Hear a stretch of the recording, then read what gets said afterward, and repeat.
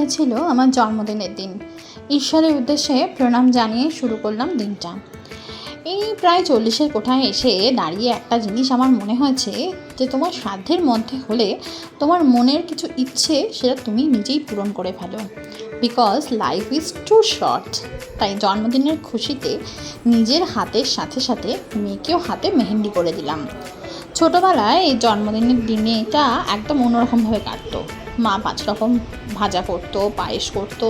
বিয়ের পর অবশ্য সে সমস্ত একদমই আর করা হয়ে ওঠে না, মার কাছেও যাওয়া হয় না, আর সেগুলো আর ভীষণভাবে এখন মিস করি।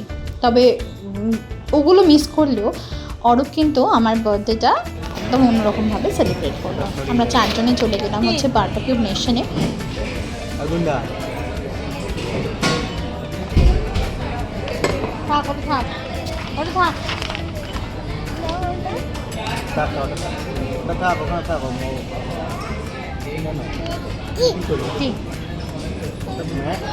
হায়দ্রাবাদের বারবিকিউ নেশনে আমাদের এই প্রথম ভিজিট। আমরা 4 জনে গেলাম, দারুণভাবে আমরা ফার্স্টে কেক কাটলাম।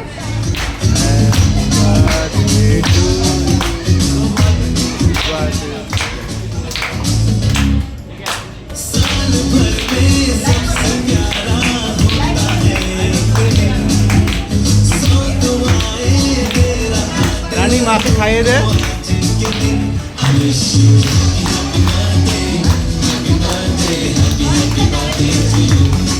আর তারপরে দারুণ দারুণ খাবার খেয়ে আমার জন্মদিনটা আমি সেলিব্রেট করলাম।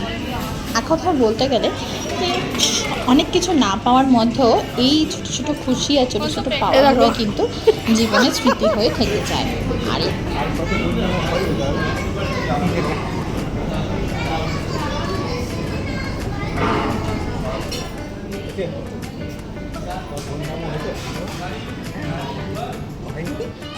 ভিডিওটা ভালো লাগলে নিশ্চয়ই সাবস্ক্রাইব করে দিও। আজকের মতো এখানেই থাক, টাটা।